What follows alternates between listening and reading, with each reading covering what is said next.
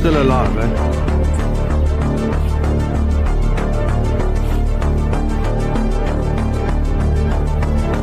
Gonna try and get it up the tree.